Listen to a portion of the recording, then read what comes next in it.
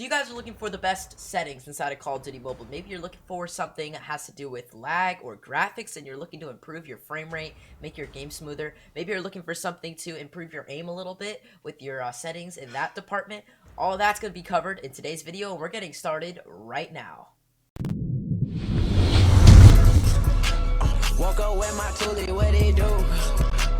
Meet me in the alley with the troops. Alright guys, let's go ahead and get started. I'm just going to kick this video off talking about simple versus advanced mode with aiming, and then we're just going to start talking about a bunch of other settings from there. So without further ado, let's go ahead and get right into this video. I hope you guys enjoy.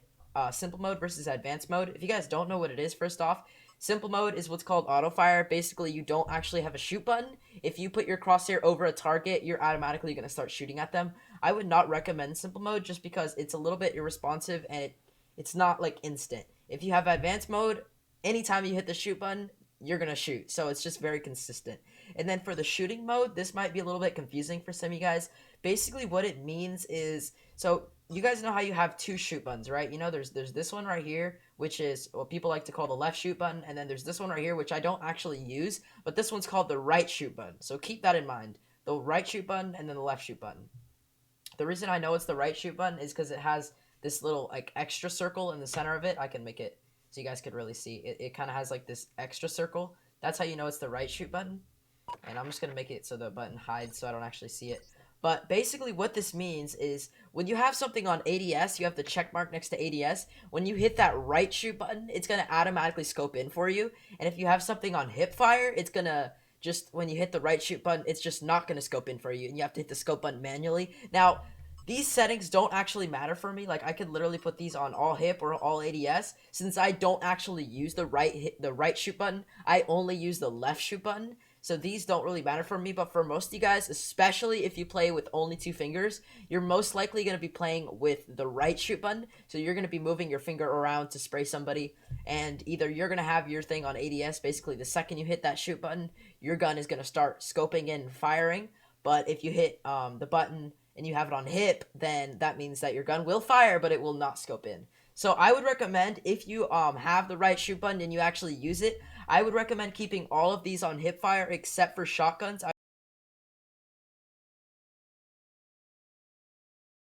would put it on ADS just because you don't really want to scope in with shotguns. But as far as everything else, you could actually put sniper rifle on ADS as well. Basically, you tap down the shoot button, and then I believe it automatically scopes in for you, and then as soon as you let go, it fires. So that's up to you. But that's how that works. Moving on to the basic settings. So as far as aim assist goes, the aim assist in this game is not that strong. However, it is apparent, and you can tell that there is a little bit of aim assist. So I would recommend it. If you need a little bit of help with aiming, I'd definitely throw it on.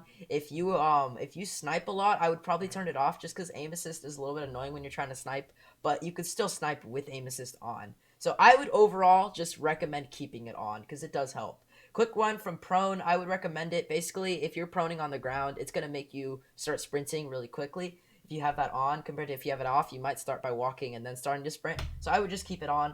The fixed fire rate button, it's a little bit hard to explain, but I would just keep it on. Just keep it on. Fast throw grenade, I would recommend keeping it off just because if you have it automatically like as soon as you pull out your grenade and you throw it, you're not going to be able to prime your grenade if you don't know what that means. It basically means hold your grenade a little bit so it blows up, like not obviously in your hands, but like somewhere in midair so you can kill them. If you have it on fast throw, then that means that it still has 5 seconds as it's in the air before it blows up. And by the time somebody sees the grenade, they might get enough time to get away from it. So I would turn that off. Joystick auto sprint, I would keep that off. And fixed joystick, it's a little bit glitchy. Basically, if you have this on, you can actually like move around with your ADS button, and it's like a little bit glitchy. So I would recommend keeping that off. And then for ADS, this is a little bit weird, so just keep this in mind. Tap to ADS is where you actually tap the scope button, and it scopes you in. I would recommend that, and then you tap it again, it scopes you out. Tap and hold to ADS, it's pretty self-explanatory. You tap and hold the ADS button, it scopes you in. As soon as you let go, it scopes you out. And then there's hybrid ADS, which from what I understand, it's a mix between tap to ADS and hold, so you can do either or. I don't know, it's kind of weird.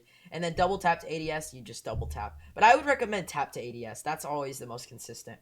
And then display left fire button, I would have this on, especially if you play with more than 2 fingers, just so you have that extra shoot button that you can use on your left side.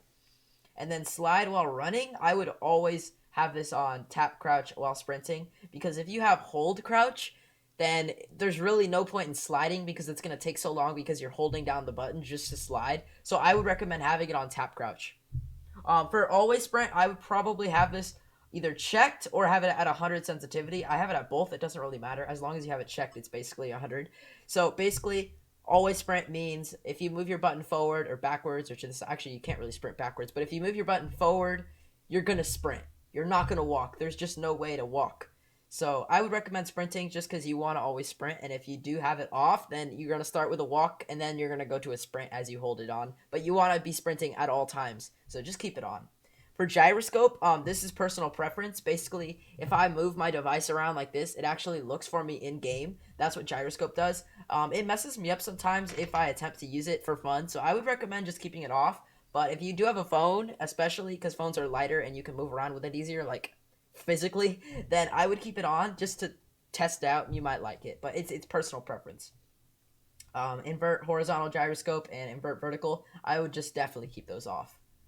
Camera FOV, this is basically your field of view. So when you're looking at something, if you have a low FOV, you're only going to see maybe the things in front of you. But if you have a higher FOV, like I have a 75, then I'm going to be able to see the things to the side of me as well. So think about like if you have a low FOV, it's like you have one eyeball in the middle of your face. If you have a high FOV, it's like you have eyeballs here on the side of your face and one in the front of your face. So like you can see more, but your targets are a little bit smaller since your field of view is a little bit bigger. It's kind of hard to explain, but you could test and experiment with it. Reset weapon aim. This is a little bit hard to explain. I don't actually completely understand it myself, but I usually keep it off and I like it. It does what it's supposed to do when it's off. When you turn it on, it messes a little bit of things up in my opinion. So I would recommend just keeping it off, but you can experiment with it. It's up to you. And for the quality, this is where things get really important. Now, if I were you guys, I would always take high frame rate over high graphics. Now, the thing about the graphic quality is the game, even though it says low, medium, it's actually really good.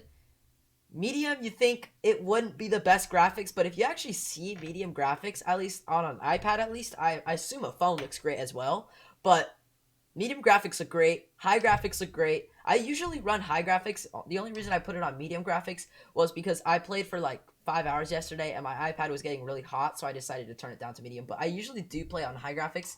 But if I were you guys, I would definitely sacrifice graphic quality to get high frame rate. And then for your frame rate options, obviously, like I was saying, you want the highest frame rate possible. So, if I have to, I would put my graphic quality on low just to get the highest frame rate. You know what I mean? So I mean, my iPad can run it on a good graphics. Like I could probably run very high and get high frame rate, but I just overall want less stress on my iPad, so I decided to just run it on high. And then next up, so we got the depth of field. The depth of field, from what I've seen, doesn't make too much of a difference. I usually just keep it on. When I do turn it on, it's a little bit hard to explain what exactly it does, but it doesn't make too much of a difference. So again, you could experiment with that setting, but I just keep it off. Ragdoll, it basically, it's like the animation of when you kill somebody. Like it's really dramatic if you have ragdoll on. I mean, I can turn it on, I can turn it off. It doesn't affect the gameplay at all. It's just like how it looks when you kill somebody. I'm not sure how to pronounce this word. I'm pretty sure it's aliasing or aliasing. I've seen it before. It's a type of rendering, I believe, and it's common on Android. So I believe I'm gonna screw this up, but anti-aliasing or whatever on iOS doesn't make a huge difference, but on Android, I believe it makes things smoother and it makes turns overall like more crisp and everything just looks a lot smoother on Androids. So if you have an Android, I would turn it on. If you have iOS, I don't really know exactly what it does. I just heard it's more of an Android setting. And for real-time shadow, I'd keep it on if you guys want some nice-looking graphics. It's up to you guys. This obviously will take away from your frame rate a little bit, but I mean, it does look really nice, so I usually just keep it on. For the graphic style, I would keep it on realistic because realistic makes your targets pop out a little bit more. Like if you just look at the picture, you can tell that just like the characters are a little bit more emphasized. I feel like standard is going to make it so everything blends in a little bit more. Dynamic is not a huge difference from realistic, so they are very similar. I think realistic, obviously it's more realistic. Dynamic, I feel like I don't know. I mean, you guys could try it, but I overall like realistic. I feel like my targets pop out a little bit more. And for sensitivity, I did actually make a whole video on sensitivity and how to aim better and stuff in Call of Duty Mobile. So I will most likely leave a link to that in the description if you guys want to hear about sensitivity. But I will go over it briefly inside of this video. Also, I don't know why I have this gyroscope on 10. It's not like I have gyroscope on anyways. Just triggers my OCD. All right, moving on. So we got rotation mode. I would keep it on fixed speed. Again, I talked to you guys about this a little bit in my video about how to aim better in Call of Duty Mobile. But the reason I have it on fixed speed is because if you have it on distance acceleration or speed acceleration, the speed or the sensitivity is going to vary depending on how fast you swipe your finger or how far. Fixed speed, like, it's always going to be the same, so it just keeps it really consistent. I would just recommend fixed speed. And then for sensitivity presets, this is obviously up to you. I would recommend custom sensitivity though. So when you do have custom sensitivity on, obviously you're going to be able to put in your own numbers. So I made a whole video on this, so I'll probably put it in the description. But these are my sensitivities as of right now. And for gyroscope, I don't even have it on, so everything's at 0 anyways. And then for the Battle Royale settings, I don't play Battle Royale too much, but from what I've experienced, the vehicle settings, it's personal preference. You can do whatever you want. I believe this one, you actually turn with like a little steering wheel. This one has a joystick. This one has arrows. I think the best are, me personally, being this one, layout B and layout A. I'll probably put it on layout B because layout B is relatively new. They only had layout A for the longest time, but they did add some new ones. So I'm just going to keep it on B because with the joystick, you have more motions that you can actually do when you're on the vehicle. And then for the vehicle camera, basically what semi-follow does is when you're driving a vehicle, the camera automatically looks in front of you. If you try to look to the side, the camera will automatically redirect you back to the front of the vehicle every once in a while. If you put it on follow, that means the camera is always going to be looking in the front of the vehicle so you can see what's in front of you. And if you put it on free, that means wherever you turn your finger, the camera's going to be looking while you're on a vehicle. I'd recommend semi-follow just because you can look around, yet every once in a while the camera will redirect you back to the center. Quick message, doesn't matter. You can do whatever you want for that. That doesn't matter either. And of course, this doesn't matter. This is just other. So that's the settings, guys. We'll go ahead and hop into a game now, and we'll go for it. We'll go with these settings.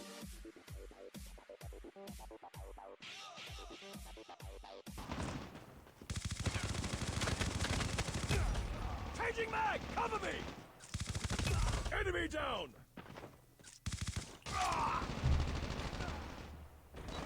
It's too close. Fight harder.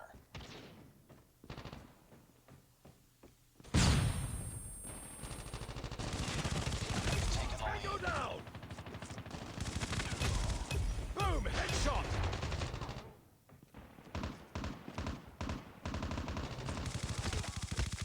Enemy down!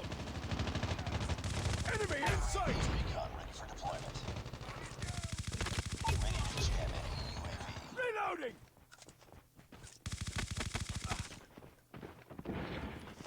Predator missile Tango awaiting down! orders. UAV online.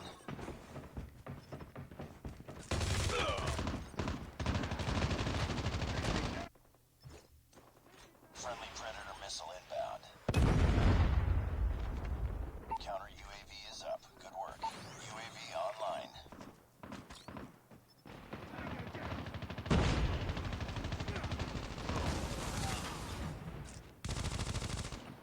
Changing mag!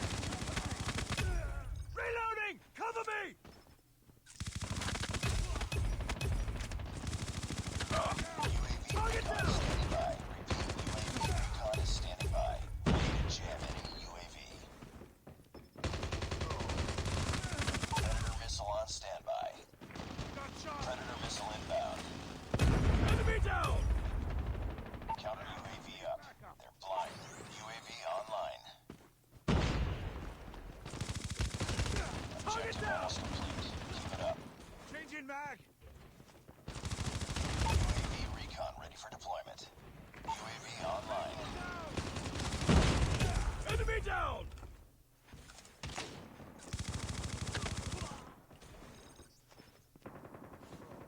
Ready to jam enemy UAV. Predator missile Target awaiting down! orders. Friendly Predator missile inbound. Tango down! Oh my god, dude, I swear that game lasted 5 seconds. Predator missile inbound.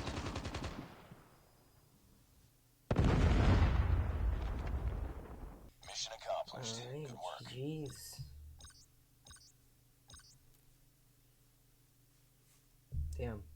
Alright guys, that's gonna wrap it up for the video. I hope you guys enjoyed. If you guys did, be sure to leave a like and subscribe to the channel for some more Call of Duty mobile content. And if you guys do want to watch my live streams, I actually live stream on my second channel, which I just made the day I actually recorded this. So if you guys want to go ahead and subscribe to that, I will leave a link, first link in the description. Go ahead and subscribe there. I literally just made the channel, so all support is appreciated, and I will be live streaming the game at least every other day. At least that's my plan, because obviously I do go to school, so I can't do it like all the time, but I'm gonna try to live stream as much as possible for you guys.